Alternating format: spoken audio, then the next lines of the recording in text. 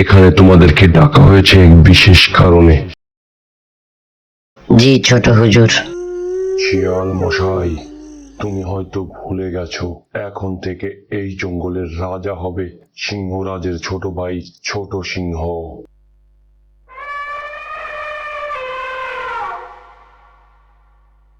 এই জঙ্গলের রাজা সিংহরাজ পাহাড় থেকে পড়ে মারা গিয়েছে।